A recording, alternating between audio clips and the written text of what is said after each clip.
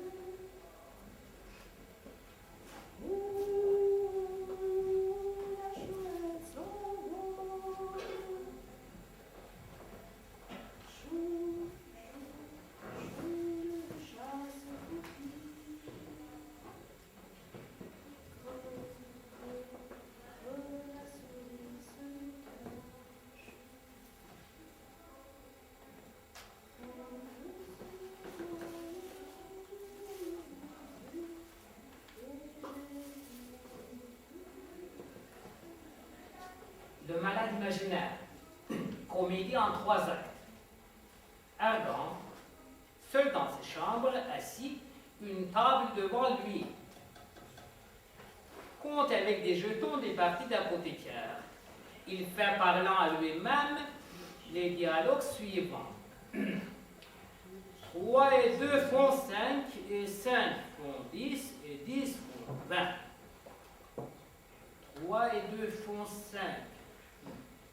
Plus du 24e, un petit clister insinuatif, préparatif et rémolient pour amollir, humecter et rafraîchir les entrailles de monsieur. Ce qui me plaît de monsieur Florent, mon apothicaire, c'est que ses parties sont toujours constimiles. Les entrailles de monsieur. 30 sols.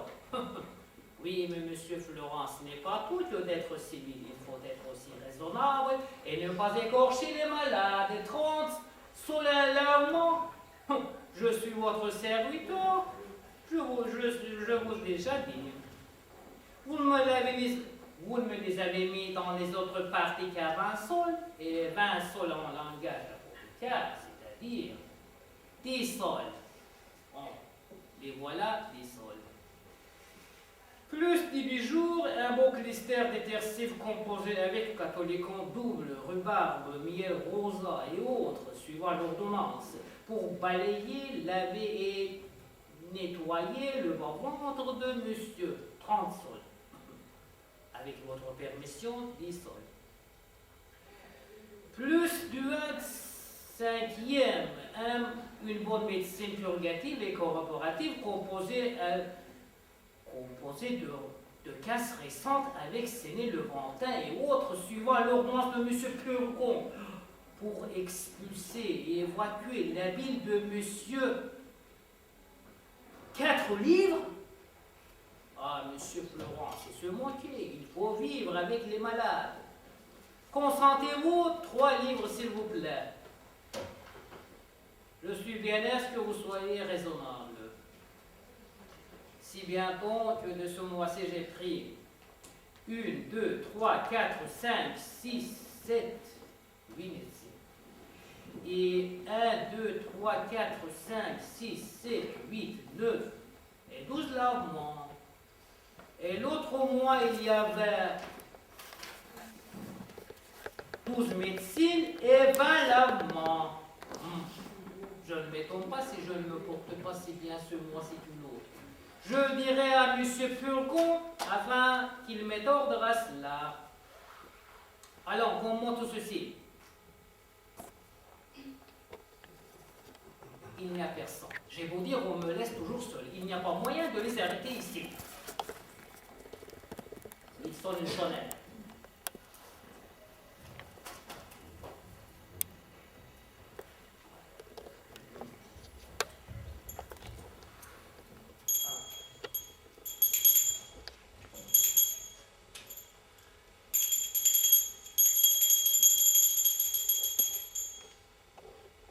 Il n'entend que moi et ma sonnette ne fait pas assez de bruit.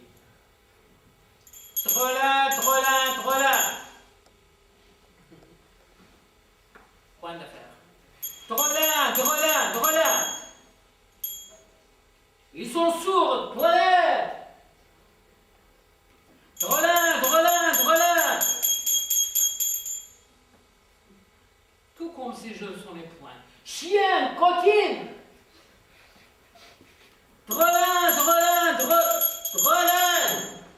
J'enrage. Drolin, drolin, drolin. Carogne à tous les diables. Est-il possible qu'on laisse comme cela un pauvre malade tout seul? Drolin, drolin, drolin. Voilà qui est pitoyable. Drolin, drolin, drolin, drolin, drolin. Oh mon Dieu, ils me laisseront ici mourir. Drolin, drolin, drolin. On y va.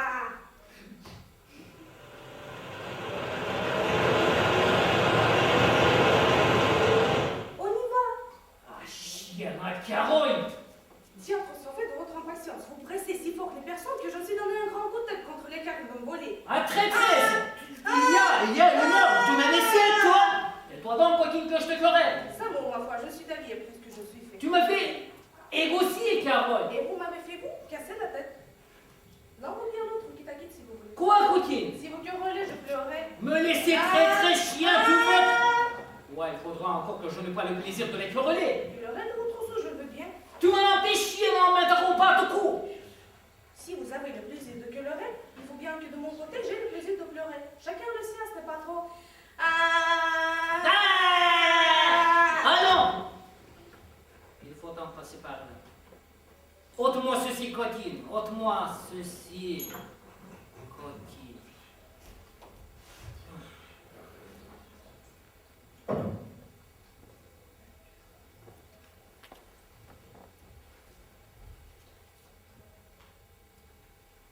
Qu'on me fasse venir ma fille Angélique. J'ai à lui dire quelque chose.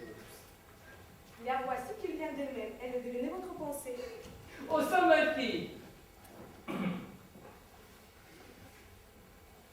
Je vais vous dire une nouvelle, ou peut-être ne vous attendez-vous pas. On vous demande un mariage. Qu'est-ce que c'est? Vous riez? C'est plaisant, oui, ce mot de mariage. Il n'y a rien de plus drôle pour les jeunes filles. Ah, nature, nature. À ce que je puis voir, ma fille, je ne peux faire que vous demander si vous voulez bien vous marier. Je dois faire mon père tout ce qui vous plaira de mon tonnerre. Je suis bien aise d'avoir une fille sur 10. La chose est donc conclue et je vous ai promise. C'est à moi, mon père, de suivre aveuglément toute volonté. Ma femme, votre belle-mère, avait envie que je vous fisse religieuse. Et votre petite sœur Louison aussi. Et de tout temps, elle a été heurtée à cela. La bombe est assez raison. Elle ne voulait point consentir à ce mariage, mais je l'ai emporté. Et ma parole est donnée.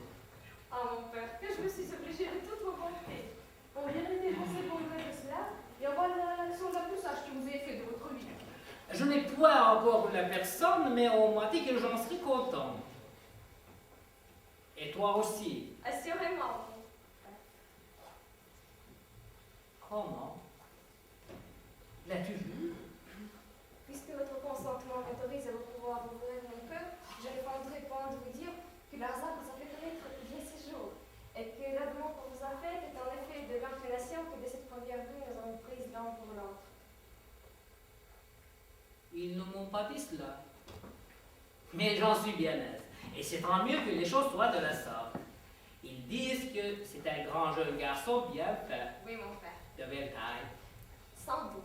agréable de sa personne, Assurément. de bonne physionomie, Très bonne. sage et bien né, Tout à fait. fort honnête, Le plus honnête du monde. qui parle bien latin et grec, C'est ce que je sais pas.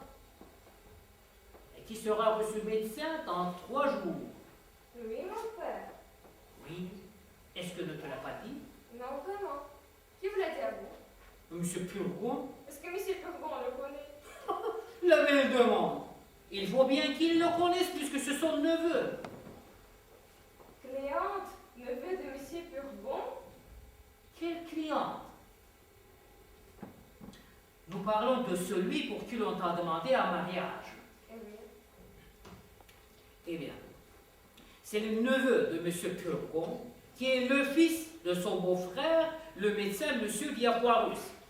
Et ce fils s'appelle Thomas Diafoirus, et non pas Cléant. Et nous avons reçu ce médecin, nous avons reçu M. Purgon, M. Florent et moi. Et demain, ce gendre prétendu doit m'être amené par son caisse. Vous voilà tout ébloui.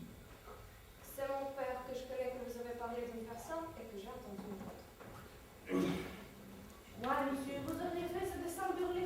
Et avec tous les biens que vous avez voudriez marier votre fille avec un médecin. Oui, de quoi te mets-tu, coquine impudente que tu es? Mon Dieu, Doudou, vous allez d'abord aux ambitives. Est-ce que nous ne pourrons pas raisonner ensemble sans nous emporter?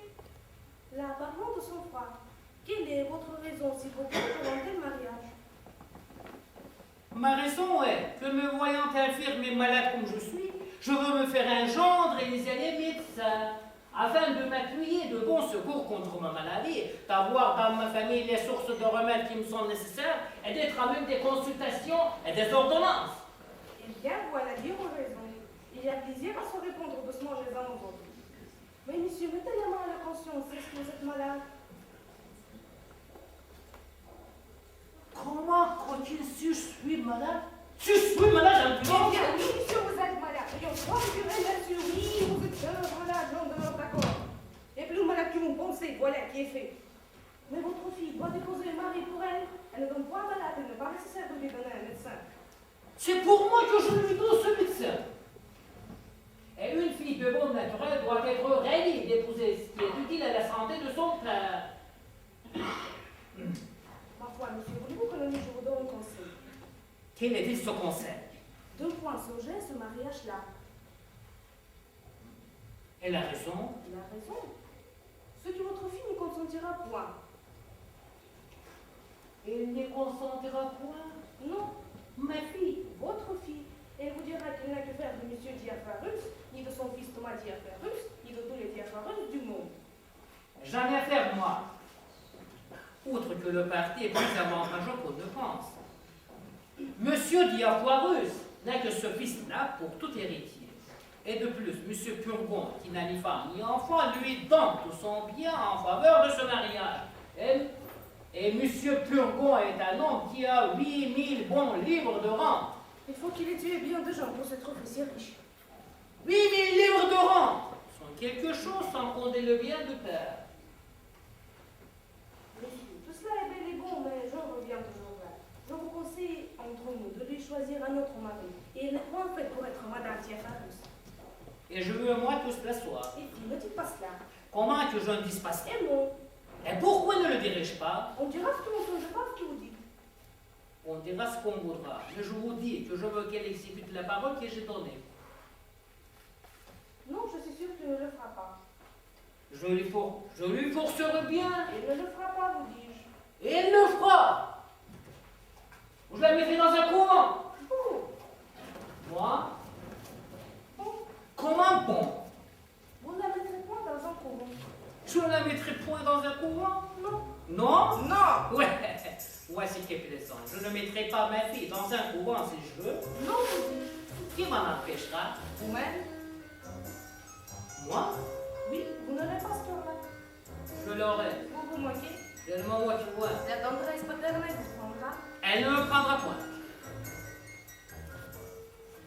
Une petite larme des bras jetés au cou. Oh, mon petit papa mignon, vous laissez tendrement, sera assez pour vous toucher. Tout cela ne fera rien. Oui, oui. Je vous dis que je n'en démordrai point. Il ne faut pas dire bagatelle. Monsieur, je vous connais, vous êtes bon naturellement. Je ne suis pas bon et je suis méchant quand je veux. Non, monsieur, on ne saura pas que vous êtes malade.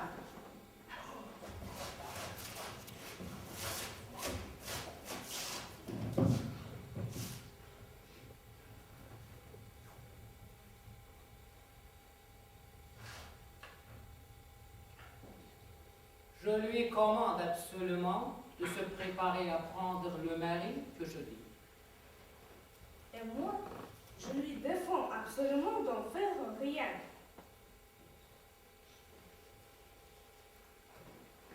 Où est-ce donc que nous sommes? Et quelle audace est-ce là, à une époque de servante, de parler de la sorte devant son maître? Quand ton maître ne sache pas ce qu'il fait, une servante bien censée est en droit de le redresser. Pour insolent, il faut que je t'assomme. Il est de mon devoir de me poser aux choses qui vous Viens, viens, viens, ça, c'est la patrie. Vous laissez faire ce fou chien. Je ne vous sortira jamais, Maria. Prends garde! Je le vois qu'il est pour votre tour. Caroline! Il vous dira tout entièrement. Oh, je vais que nous remercier cette coquille-là! Si tu me la restes dans ma malédiction! Et moi, je vais vous aider.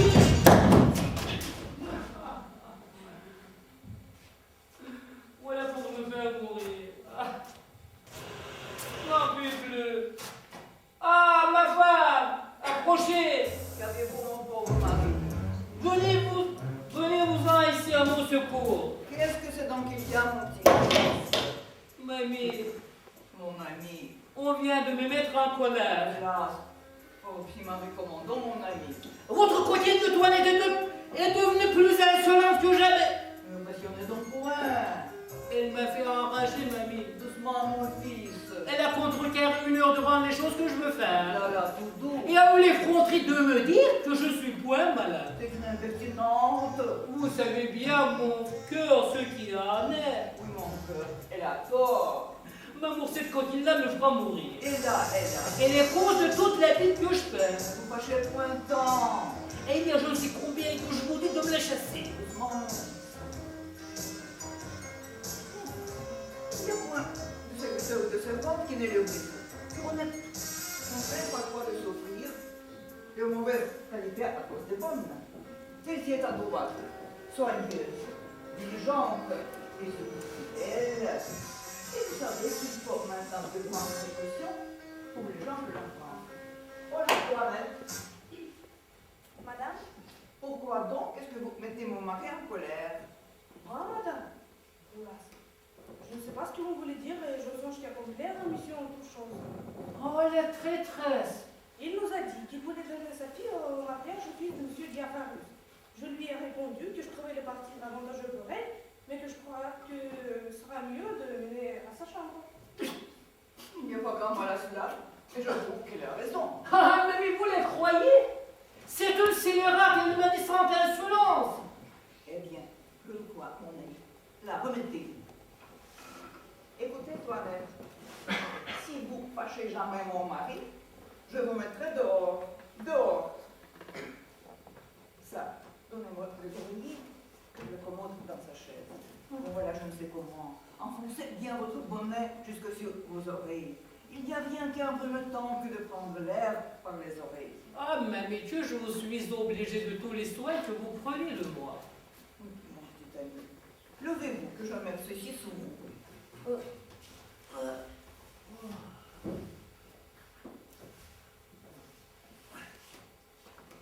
Mettons celui-ci pour vous appuyer.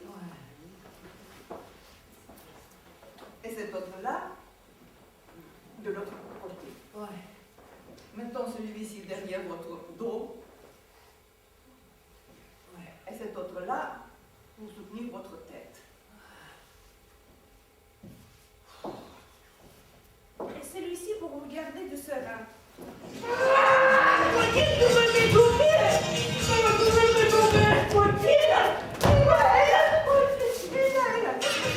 Ah, non plus. Apaisez-vous un peu.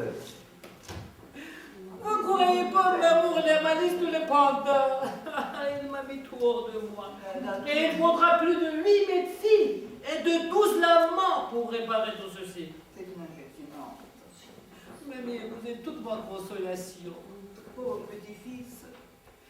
Pour tâcher de reconnaître l'amour que vous me portez, je veux mon cœur, comme je vous ai dit, faire mon testament. Ah, ne parlons pas de cela, je vous prie. Mais ne saurais souffrir cette pensée. Et le seul mot de testament me fait tressaillir de douleur. Maman, Oui, mon ami, si je suis assez malheureuse pour vous perdre, ma chère la femme, mienne tendresse que j'ai pour vous. Mamie, vous fendez le cœur. Consolez-vous, je vous en prie. Il faut faire mon testament, maman. Mais par précaution, je veux vous mettre entre les mains 20 000 francs en or que j'ai dans le lambris de mon alcôve et 2 billets payables au porteur qui me sont dus. L'un par monsieur Damon et l'autre par monsieur Gérard. Mais pour les pommes de cela, je le prie. Oh de combien sont les 2 billets? Ils sont mamie l'un de 4 000 francs et l'autre de 6. Non, je ne veux pas de tout cela. Combien dites-vous qu'il y a dans votre alcôve? 20 000 francs, maman. Tout le bien du monde, mon ami, ne me semble rien au prix de vous. Mamie, conduisez-moi, je vous prie. Alors, mon pauvre petit-fils, alors.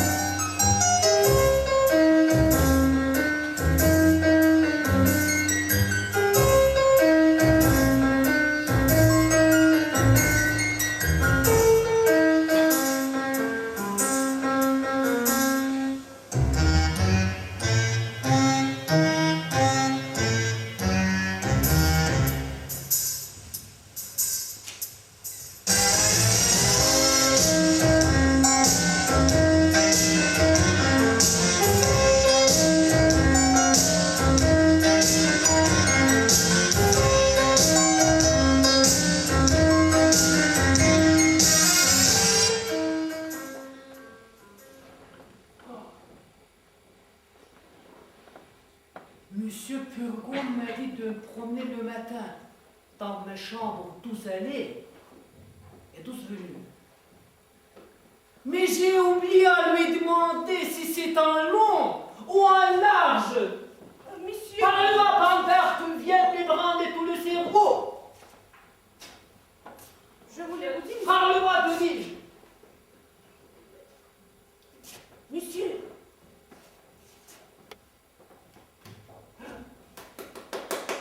Hein?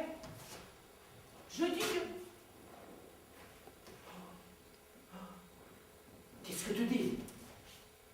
Je dis que voilà, non, tu veux parler à vous. Qu'il vienne.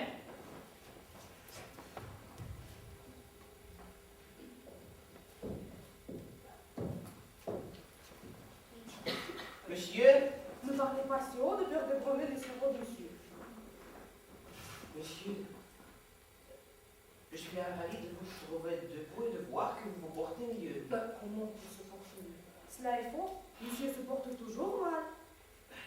J'ai ouï dire que monsieur était mieux et je lui trouve bon visage. Que voulez-vous dire avec votre bon visage? Monsieur l'a fort mauvais et ce sont des impertinents qui vous ont dit qu'il était mieux. Il ne cesse jamais si mal porté. Elle a raison. Il marche, dort, mange, boit, tout comme les autres. Mais cela n'empêche pas qu'il ne soit fort malade. C'est vrai. Je lui dire. J'en suis au désespoir. Je viens de la part de notre chanté de mademoiselle votre fille. Je suis obligé d'aller à la campagne pour quelques jours. Et comme son ami intime me l'envoie à sa place pour lui continuer ses leçons. Fort bien. Appelez Angélique. Je crois, monsieur, qu'il sera mieux de laisser monsieur à sa chambre. Non, faites l'avenir. Monsieur, il ne pourra lui donner les leçons comme il faut, ses leçons en particulier. Si fait. Ça ne fera qu'il vous étourdir. Point, j'aime monsieur, et je serai bien aise de voir. La voici. Allez vous en voir, bon. Si ma femme est habillée, venez ma fille. Votre maître de musique est allé au chant, et voilà une personne qui l'envoie à sa place pour vous montrer. Voici, D'où vient cette surprise? c'est Quoi qui vous émeut de la sorte? c'est mon père, une aventure surprenante qui se rencontre ici. Et comment? J'ai songé cette nuit que j'étais dans le plus grand embarras du monde et qu'une personne fait tout comme monsieur s'est présenté à moi et à qui je demandais secours et qui me tirait de la peine et jeté.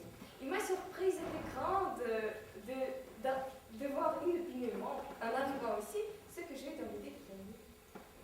Ce n'est pas être malheureux que d'occuper votre pensée, soit en dormant, soit en veillant. Et mon bonheur serait grand sans doute si vous étiez dans quelque peine dont j'ai si digne de Ma vous. foi, monsieur, je suis pauvre maintenant, et je l'ai dit de tout ce que je disais hier. Oui. Voici monsieur Diapharus le père et monsieur Diapharus le fils qui vient vous rendre visite. Que vous serez bien engendré.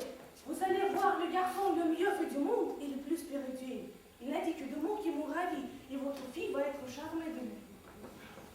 Ne vous en allez point, monsieur. C'est que je marie ma fille, et voilà qu'on lui amène son prétendu mari, et qu'elle n'a point encore vu.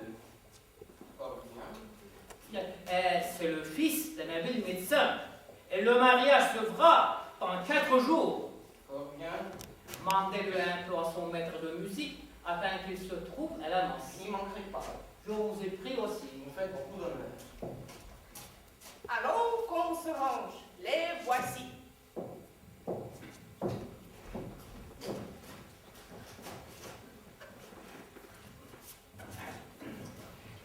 Monsieur Purcom, monsieur m'a défendu de découvrir ma tête. Vous êtes du métier, vous savez les conséquences. Nous sommes dans toutes nos visites pour porter secours aux malades, et non pour apporter de l'incommodité. Je reçois, monsieur, Mon fils, avec beaucoup de joie, le long que vous le faites, et j'aurais souhaité de pouvoir aller chez vous pour vous en assurer. Mais vous savez, monsieur, c'est un pauvre malade qui peut faire autre chose que vous dire ici, qui cherchera toutes les occasions de vous faire connaître un monsieur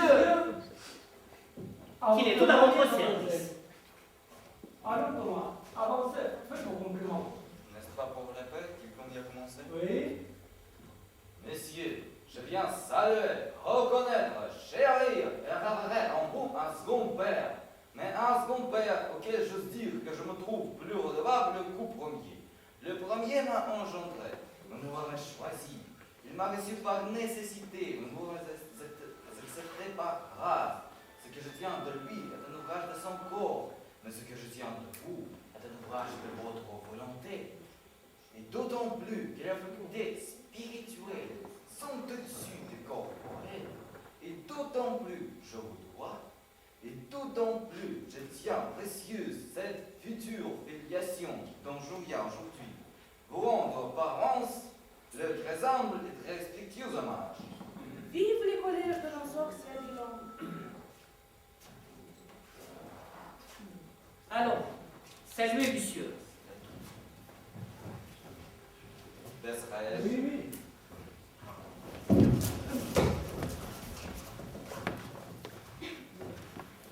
Madame, c'est avec justice que le ciel vous a considéré le nom de belle-mère. Ce n'est pas ma femme. C'est ma fille à qui vous parlez. Où donc est-elle? Elle va venir. Attendrai-je mon père qu'il soit venu? Faites compliments, mademoiselle. Mademoiselle, ne plus nommer-moi que le statut de mon nom, ordonnant son harmonieux lorsqu'il venait d'être éclairé des rayons du soleil.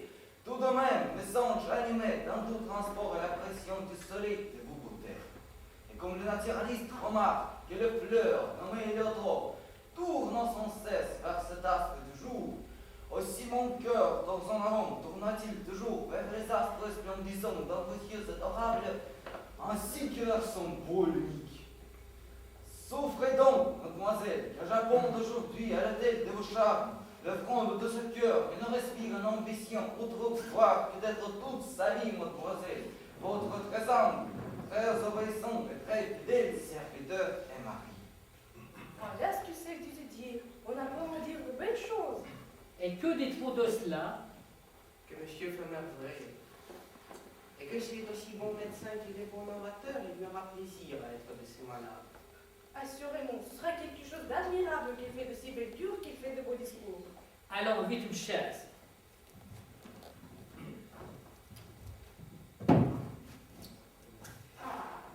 Vous voyez, monsieur, que tout le monde admire monsieur votre fils. Et je vous trouve bien heureux de voir un garçon comme cela, N'est-ce pas, monsieur, votre intention que de le pousser à la cour et déménager pour lui une charge de médecin? À vous en parler franchement, notre amitié auprès de grands ne m'a jamais paru agréable. J'ai toujours trouvé qu'il valait mieux pour nous autres demeurer au public. Tout ce qu'il y a fâcheux auprès de grands, c'est que quand ils viennent à être malades, ils veulent absolument que leur médecin les guérisse. Cela est plaisant. Ils sont bien impertinents de vouloir que vous autres messieurs vous les guérissiez. Vous n'êtes pas après de pour cela, vous n'y êtes que pour recevoir vos pensions et leur redonner de remèdes. C'est à eux de guérir, s'ils peuvent. C'est vrai, vous nous obligez qu'à traiter les gens de cette forme. Monsieur, faites un peu chanter ma fille devant la compagnie. Alors, j'attendais vos ordres, monsieur. Et il m'est venu en pensée, pour divertir la compagnie, de chanter avec mademoiselle une scène d'un petit opéra qu'on a fait depuis. Tenez, voilà votre partie. Moi, Ne vous défendez point, s'il vous plaît, et me laissez vous faire comprendre ce que c'est que la scène que nous devons chanter. C'est proprement d'ici. Un petit opéra imponctuel. Et on a les entendre chanter que de la prose cadencée, ou de manière de vers libre dès que la passion et la nécessité peuvent faire croire à deux personnes qui disent les choses d'elles-mêmes et parlent sur le champ. Fort bien, écoutons. Écoutons.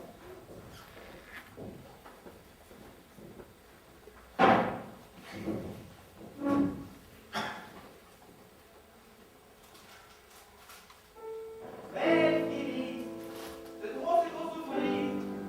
Comprends ce dur silence de mon frère aux pensées. Apprenez-moi ma destinée. Faut-il vivre ou faut-il mourir? vous me voyez justice, triste et mélancolique. Vous apprêtez les mains vous alarmez. Je lève aussi les yeux, je vous regarde, je suffis. C'est vous en dire assez. Ouais, je ne croyais pas que ma fille fût si habile que de chanter ainsi Elle à a- livre ouvert à cette Je ouverte. pourrais dire que l'amour est merci. Eut assez de bonheur pour avoir quelque place dans votre cœur. Je ne m'en réponds point dans cette belle extrême. Oui, Turcis, je vous aime. Oh, parle le plein papa, ai-je bien entendu les là? On a dit là, Félix, que je n'en doute pas. Oui, Turcis, je vous aime. Des grâces encore, Félix. Je vous aime. Recommencez sans foi, ne vous enlacez pas. Je vous aime, oui, Turcis, je vous aime. Vieux roi qui sur pierre regardait tout le monde, pouvez-vous comparer votre bonheur au mien? Mais Félix, une pensée bien trop blesse de transport. Un rival, un rival. Ah, je rêve plus que la mort, et sa présence ainsi qu'à vous une entrée de supplice. Mais son père, c'est le feu d'assujettir. Plus fort mourir que de jamais y consentir. Plus fort mourir. Et que dit le père à tout cela? Il me dit rien. Voilà un sot père que ce père-là peut de souffrir toutes ces sottises-là sans rien dire. Ah, mon amour. Non, non, non, en voilà assez.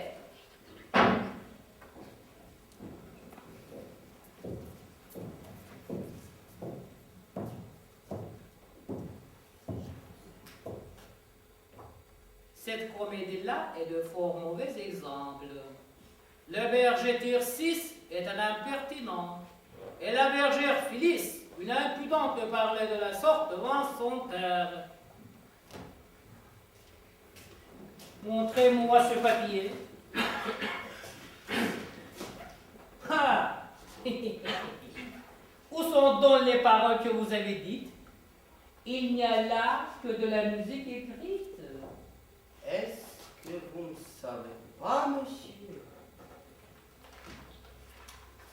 qu'on a trouvé depuis peu l'invention d'écrire les paroles avec les notes même? Fort bien. Je suis votre serviteur, monsieur. Jusqu'au revoir. Nous serions bien passés de votre impertinent opéra. J'ai cru vous divertir. Les divertis. Les sottises ne divertissent point. Ah, voici papa. Maman, voilà le fils de monsieur Bergos. Madame, c'est avec justice que le ciel vous a considéré le nom de belle-mère, puisque venu ici à propos pour avoir l'honneur de vous voir. Puisque l'on voit sur votre visage. Madame, vous m'avez interrompu dans le milieu de ma période. Cela m'a troublé les mémoires. Thomas, on va résoudre cela pour une autre fois. Je voudrais même que vous eussiez été ici tantôt. Ah, madame, vous avez bien perdu de noir point d'été. Au second père, à la statue de même nom, et la fleur nommée Héliotrampe. Alors, ma fille, touchez dans la main de monsieur et lui donnez votre foi comme à votre mari. Mon père, Eh bien, mon père, qu'est-ce que cela veut dire? de grâce, ne précipitez pas les choses. Donnez-nous au moins le temps de nous connaître, de voir naître en nous l'un pour l'autre. Cette inclination, si nécessaire, à composer l'union parfaite. Quant à moi, c'est déjà tout bien. Et je n'ai pas besoin d'attendre davantage. Si vous êtes si prompt, monsieur, n'avez pas de même que moi. Et je vous avoue que votre mérite n'a pas encore fait assez d'ambition dans mon âme. Oh bien, bien, cela aura tout le loisir de se faire quand vous serez mariés ensemble. Vous avez beau raisonner. Monsieur est frère du du collège, vous donnera toujours votre reste. Elle a peut-être quelque inclination en tête. Si j'en avais, madame, elle serait telle que la raison et l'honnêteté pourraient me l'épargner. Ouais, je joue ici un plaisant personnage. Si j'étais de vous, mon fils, je ne la forcerais point de se marier. Et je sais bien ce que je ferais. Je sais, madame, ce que vous voulez dire. Mais peut-être que vos conseils ne seront pas assez heureux pour être exécutés. Les filles bien sages et bien honnêtes comme vous se moquent d'être obéissantes et sont une volonté de leur père. Ça a été bon. Voilà. Si mon père ne veut pas me donner un mari qui me plaise, je le conjurerai au moins de ne pas forcer à en épouser un que je ne puisse pas aimer. Si je vous demande pardon Chacun a pour son ceci. cœur, cela. Il y en a beaucoup, madame, qui ne se marient que pour s'enrichir par la mort de ceux qu'ils épousent. Cette personne-là a l'air qui cherche par l'endurance à récupérer la personne. Je vous trouve aujourd'hui bien raisonnante. Je voudrais bien savoir ce que vous voulez dire par là. Moi, madame, que voudrais-je dire que c'est Vous êtes si sotte, mamie, qu'on ne saurait plus vous souffrir. Vous me triez bien, madame, vous jugez vraiment de quelque impertinence, mais je vous avertis que vous n'avez pas. Il n'y a rien d'égal à votre insolence. Non, madame, vous avez beau dire. Vous avez un ridicule orgueil, une impertinente présomption qui fait hausser les épaules à tout le monde. Non, madame, laissez-vous pas rien. Et pour vous aider l'espérance de pouvoir réussir dans ce que vous voulez, je vais m'ôter de votre jeu. Écoute, il n'y a point de milieu à cela. Choisis d'épouser dans 4 jours, ou monsieur, ou un couvent. Ne vous mettez pas en peine, je l'arrangerai bien. Je suis fâchée de vous quitter, mon fils, mais j'ai une affaire en ville dont je ne puis m'y dispenser. Je reviendrai bientôt. Allez, mamour, et passez chez votre notaire afin qu'il écrive ce que vous savez. Adieu, mon petit ami. Adieu, mamie. Voilà une femme qui m'aime. Cela n'est pas croyable. Nous allons, monsieur, prendre congé de vous. Et jusqu'au revoir, messieurs.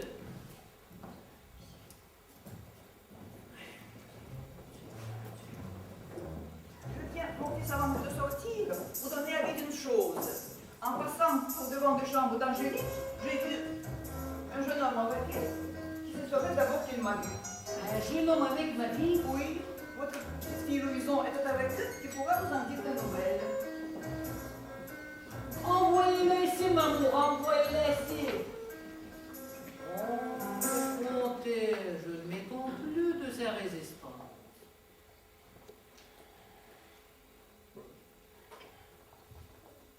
Qu'est-ce que vous voulez, papa?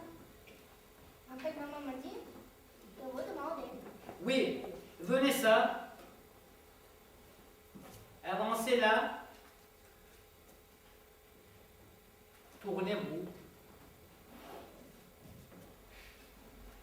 Levez les yeux. Regardez-moi. Et Quoi, papa? là, Quoi? n'avez-vous rien à dire? Je vous dirai si vous voulez.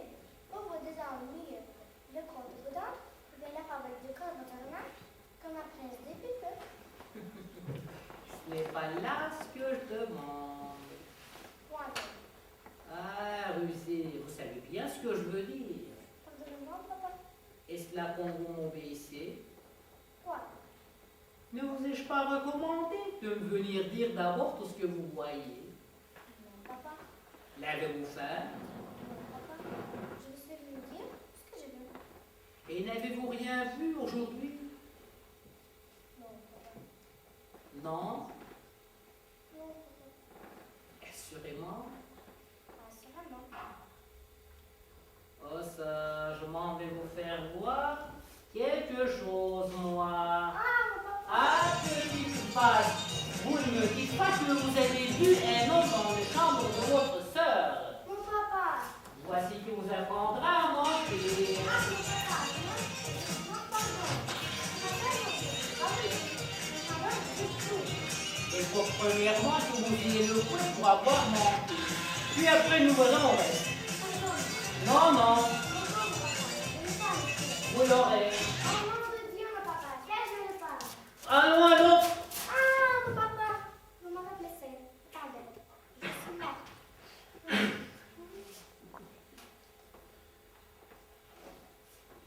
Oh là, qu'est-ce là? Louison.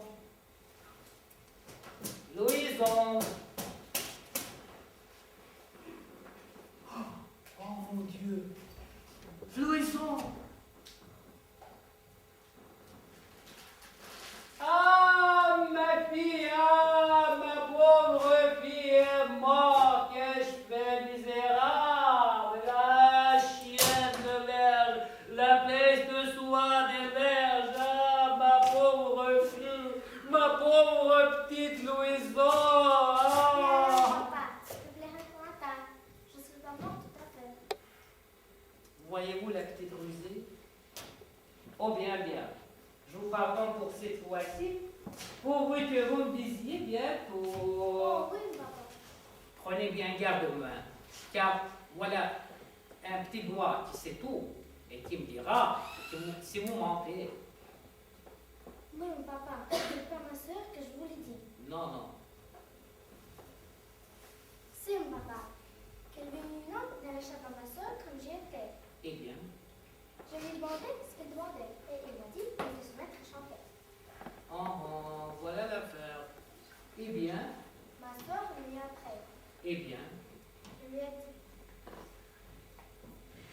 dit, sortez, sortez, sortez. Mon Dieu, sortez. Vous me mettez au désespoir. eh bien, Mais il n'est pas sorti. qu'est-ce qu'il lui disait? Il me disait, je sais combien de choses. Et quoi encore? Il me disait tout ci, tout ça, qu'il aimait bien, qu'elle était la plus belle du monde. Et puis après? Et puis après, il se mettait à genoux devant elle. Et puis après?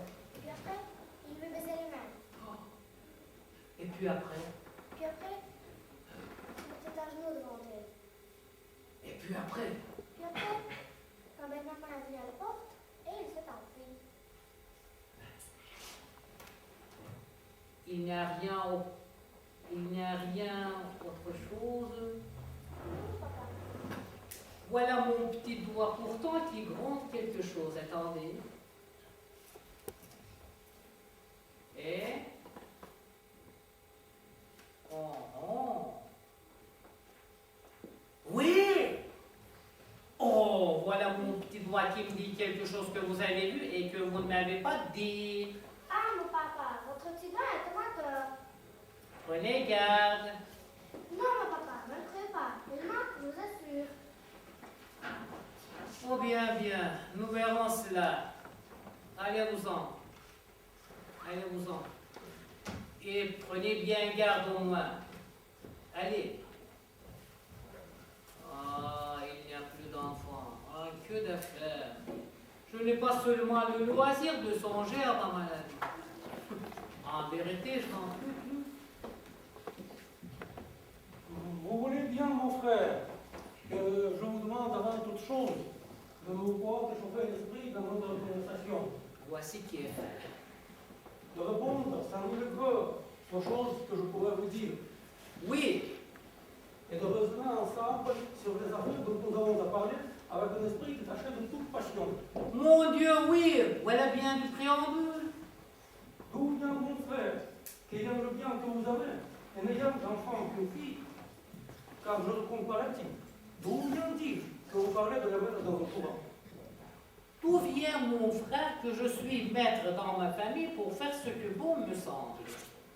Votre femme ne manque pas de vous conseiller de faire ainsi de votre fille. Aussi, nous y voici. Voilà d'abord la pauvre femme âgée.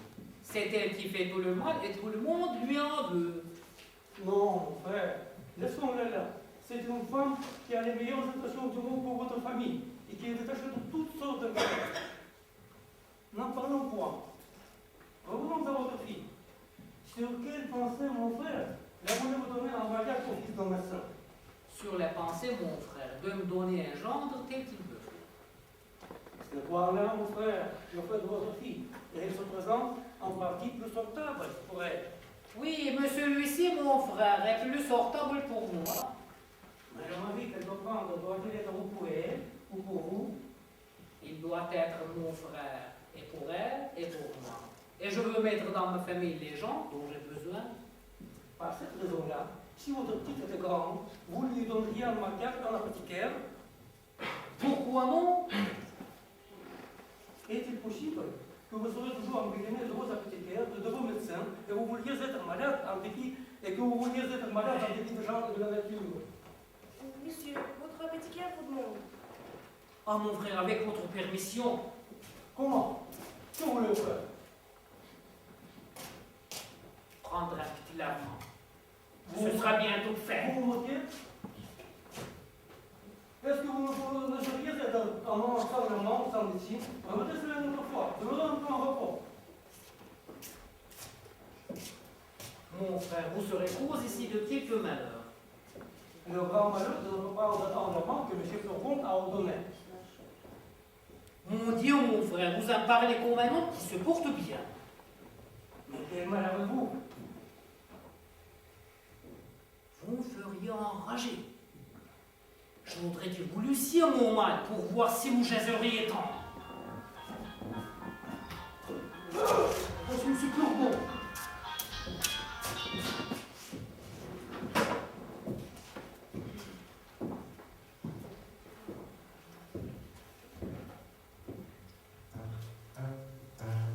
Je viens d'apprendre là-bas à la porte de chez les nouvelles, qu'on se moque ici de mes ordonnances, et qu'on ne fait refus de prendre le remède que je vais prescrire. Monsieur, ce n'est pas... Voilà un hardiesse bien grande, une étrange, des malades contre son médecin, Cela est épouvantable. un clistère que j'avais pris plaisir à composer Ce moi-même, n'est pas moi. inventé et formé dans toutes les règles de l'art, Il a tort. et qui devait faire dans les entrailles un effet merveilleux, Mon frère, le renvoyer avec mépris. c'est lui. C'est une action exorbitante. Elle tenta un homme contre le médecine, Il est court. un grec dans les facultés qui ne se peut de se punir. Vous avez raison.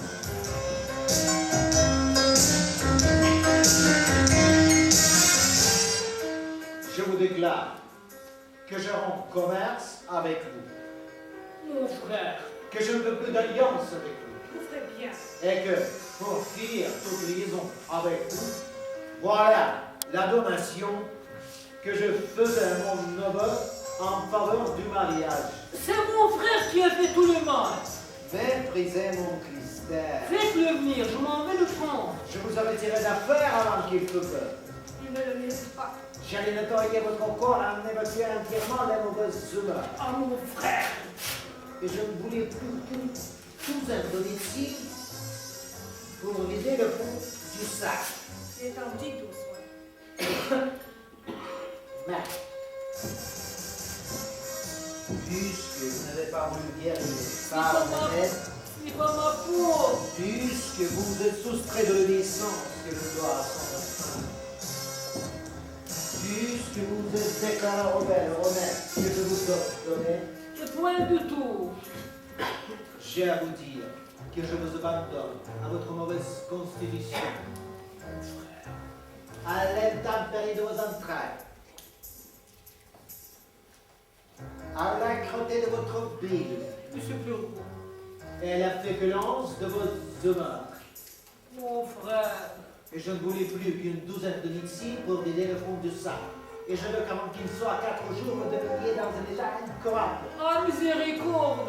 que vous tombiez dans la bradypepsie, Monsieur Fleuron, de la bradypepsie dans l'apepsie, Monsieur Fleuron, de la pepsie dans la diarrhée, Monsieur Fleuron, de la diarrhée dans la dysenterie, Monsieur Fleuron, de la dysenterie dans l'hydropysie, Monsieur Fleuron, et de l'hydropysie dans l'accumulation de la vie.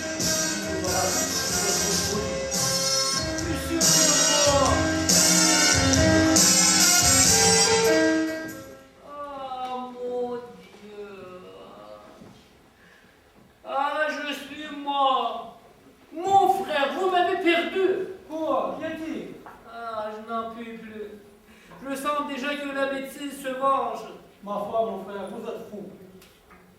Vous voyez, mon frère, les étranges maladies dont il m'a menacé? Le simple homme que vous êtes. Il dit que je deviendrai incurable avant qu'il soit 4 jours. Et ce qu'il dit, que fait-il la chose? Et son oracle qui apparaît. Ah, mon frère, c'est tout mon tempérament et la manière dont il faut me gouverner. Il faut vous avouer que vous êtes un homme d'une grande prévention. Et vous voyez les choses avec d'étranges yeux. Monsieur, voilà un médecin qui demande à vous voir. Et quel médecin? Un médecin de la médecine. Je te demande qui il est. Je ne le connais pas, mais il me ressemble comme 2 gouttes d'eau. Qu'il vienne. Vous êtes sérieux, soudain. Un médecin vous dit, un médecin présent. J'ai bien peur que vous soyez cause ici de quelques malheurs. Encore, vous en revenez toujours là. Voyez-vous, j'ai sur le cœur toutes ces maladies-là que je ne connais point. C'est près des pepsis et dyspepsie, la pepsie. Monsieur, agréez que je vienne vous rendre visite et vous offrir mes petits services pour toutes les signes de purgation dont vous aurez besoin. Monsieur, je vous suis fort obligé. Par ma foi, voilà ton étellement. Monsieur, je vous prie de m'excuser, j'ai oublié de donner une commission à mon valet. Je reviens tout à l'heure. Et ne voyez pas que c'est effectivement Toinette? Il est vrai que la ressemblance est tout à fait grande. Mais ce n'est pas la première fois qu'on a vu de ce sorte de choses. Et les histoires ne sont vraies que de ces jeux de la nature. Pour moi, j'en suis surpris. Et Que voulez-vous, monsieur? comment? Ne m'avez-vous pas appelé? Moi? Non. Il faut donc que les oreilles me ouvrirent. Demeure un peu ici pour voir comme ce médecin te ressemble. Oui, vraiment, je vais faire là-bas, je l'ai assez vu. Si je les voyais tous deux, je croirais que celui qu'un. J'ai vu des choses surprenantes de ce sort de ressemblance. Et nous en avons vu dans notre temps, où tout le monde s'est trompé. Pour moi, j'aurais été trompé à celle-là. Et j'aurais juré que c'est la même personne. Monsieur, je vous demande pardon de tout mon cœur. C'est admirable. Ne me trouvez pas mauvaise, s'il vous plaît, la curiosité que j'ai eue de voir un illustre malade comme vous êtes, et votre réputation qui s'étend partout, peut excuser les libertés que j'ai prises. Monsieur, je suis votre serviteur. Je vois, monsieur, que vous me regardez fixement. Quel âge croyez-vous bien que j'ai? Je crois tout au plus que vous pouvez avoir 26 ou 27 ans. J'en ai 90. 90? Oui, vous voyez un effet de secret de mon art de me conserver ainsi frais et vigoureux. Par ma foi, voilà un beau jeune vieillard pour 90 ans. Je suis médecin passager qui va de ville en ville, de Provence en Provence, de royaume en royaume, pour chercher d'illustres matières à ma capacité, pour travailler des malades dignes de m'occuper, capables d'exercer les grands et beaux secrets que je trouvais dans la médecine. Je me dédaigne à m'amuser à ce mini-farta de maladies ordinaires. Je veux des maladies d'importance. C'est là que je me plais, c'est là que je triomphe. Et je voudrais, monsieur, que vous eussiez toutes ces maladies, que vous fussiez abandonné de tous les médecins, désespérés, à l'agonie, pour vous montrer l'excellence de mes remèdes et l'envie que j'aurais de vous rendre service. Monsieur, je vous suis fort obligé, monsieur, des bontés que vous avez pour moi. Donnez-moi votre coup. Allons donc, Colomba, comme il faut. Ah, vous ferez bien les fonds dorés. Oh, ce qu'on a fait l'impertinent. Je vois bien que vous ne me connaissez pas encore. Qui est votre médecin? Monsieur Purgon?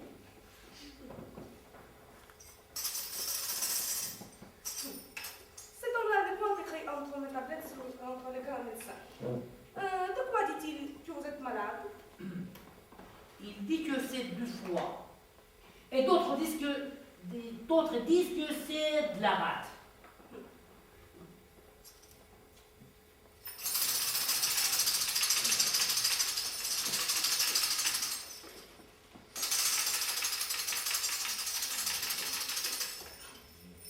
Ce sont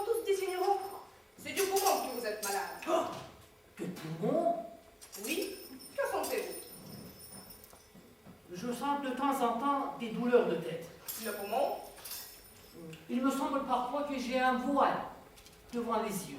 le poumon, Quelquefois, j'ai bon cœur. le poumon, Je sens parfois des lassitudes par tous les membres. le poumon, Et il me prend parfois des douleurs dans le ventre, comme si c'était des coliques. le poumon, Vous avez appétit ce que vous mangez? Oui, monsieur. le poumon, Vous aimez boire un peu de vin? Oui, monsieur. le poumon, Il vous prend un petit sommeil après le repas et vous êtes bien aise de dormir? Oui, monsieur. le poumon, vous dis-je. Le poumon. Que vous ordonne votre médecin pour votre nourriture? Il m'ordonne du potage, Ignorant, de la volaille, ignorant, du veau, ignorant, des bouillons, Ignorant, des œufs frais, ignorant, et le soir, 2 petits pruneaux pour lâcher le ventre. ignorant, Et surtout de boire mon vin pour tremper.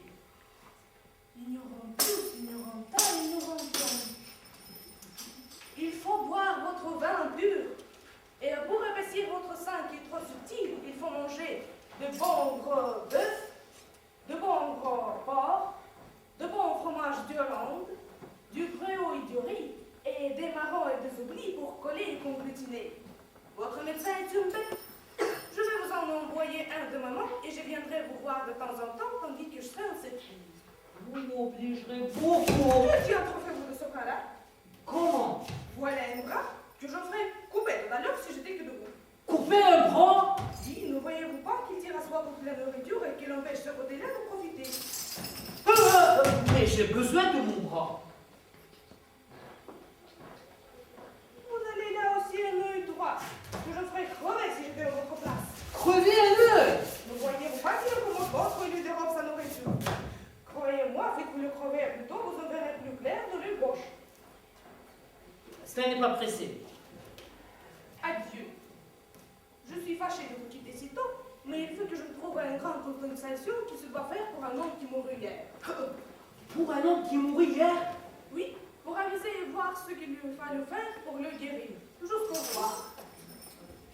Vous savez que les malades ne reconduisent point. Voilà un médecin vraiment qui paraît fort habile. Oui, mais il va un peu bien vite. Tous les grands médecins sont comme cela. Me couper un bras et me crever un œil, afin que l'autre se porte mieux. J'aime bien mieux qu'il ne se porte pas si bien.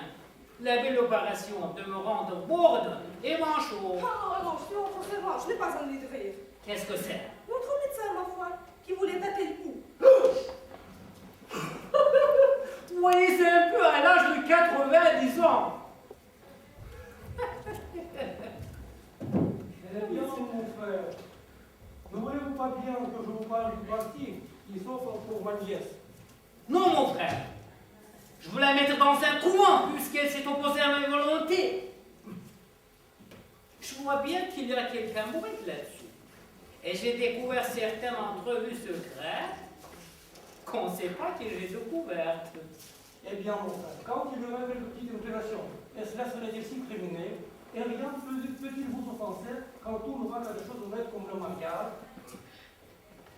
Quoi qu'il en soit, mon frère, elle sera religieuse. C'est une chose résolue. Vous voulez faire plaisir à quelqu'un? Je vous entends, vous en revenez toujours là. Et ma femme vous tient au cœur. Eh bien, oui, mon frère, puisqu'il faut parler à cœur ouvert, c'est votre femme que je veux dire. Je veux plus, moi, que vous deveniez très sincère dans tous les pièges que je vous tente. Monsieur, ne parlez point du madame. C'est une femme sur laquelle il n'y a rien à dire. Une femme sans artifice et qui aime monsieur qu'il aime. On ne peut pas dire cela. Demandez-lui un peu les caresses qu'elle me fait. C'est vrai. L'inquiétude que lui donne ma maladie. Assurément. Et les soins et les peines qu'elle prend autour de moi. Il est certain. Monsieur, voulez-vous que je vous convainque et vous fasse voir tout à l'heure comme madame et monsieur? Monsieur, ce serait que je lui montre son déjà et le tire d'erreur. Comment? Madame, ça va revenir. Mettez-vous tout étendu dans cette chaise et contrefaites le mort. Vous verrez la douleur et il saura quand je lui dirai une nouvelle.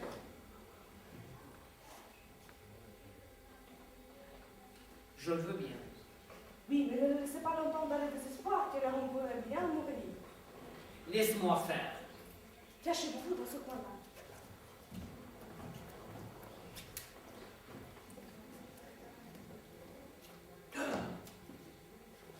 Y a-t-il point quelque danger à contrefaire le mort? Non, non, quel danger y aurait-il? Étant debout là, seulement. Il y a plaisir à comprendre votre frère.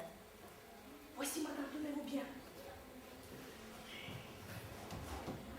Ah, mon Dieu! Ah, malheur! Quel étrange accident! Qu'est-ce toi, Annette? Ah, madame!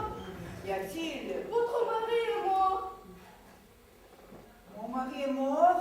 Hélas, oui, le pauvre défunt est trépassé.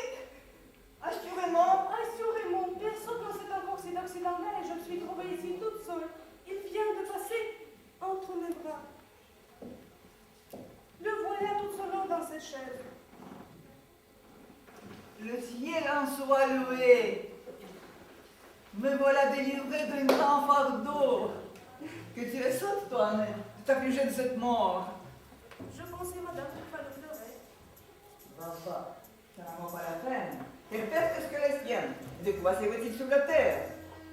Un homme incommode tout le monde, malpropre, dégoûtant, sans cesse un logement ou médecine dans le ventre, mouchant, toussant, crachant toujours, sans esprit, ennuyeux, de mauvaise humeur, fatiguant sans cesse les gens et grondant jour et nuit ses vents, ses valets. Voilà une belle raison funèbre. Il faut, toi, Annette, que tu m'aides à exécuter mon destin. Tu te trouveras comme un servant dans mon possible. Puis, quand notre personne n'est pas de toute la chose, portons-le dans son lit et tenons ce mot caché. Jusqu'à ce que je fasse mon affaire. Il y a des papiers, il y a de l'argent dont je veux me saisir. Et il n'est pas juste que j'ai passé sans fruit auprès de lui mes plus belles années. Viens, Toinette, prenons en parlant toutes ces clés. Toinette.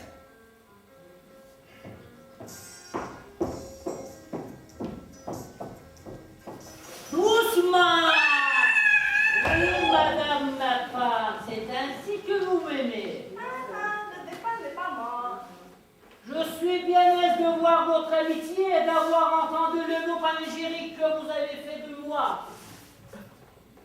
Voilà un avis au lecteur qui me rendra sage à l'avenir et qui m'empêchera de faire bien des choses.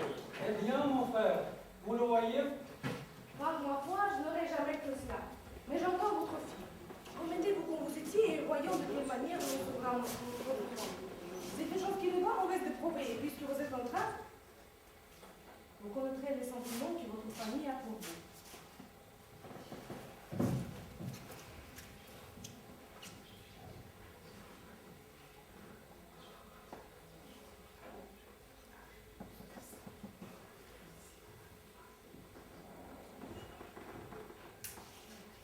Appelez Armande!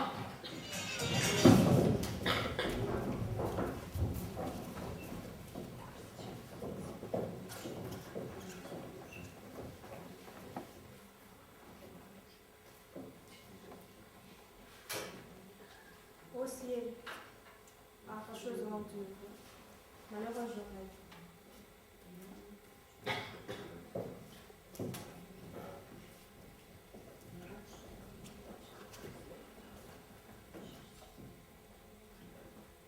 C'était le vendredi 17 février 1673. À 10 heures du soir, une heure ou plus après savoir quitter le théâtre, que Molière rendit le dernier soupir, âgé de 51 ans, 1 mois et 2 ou 3 jours.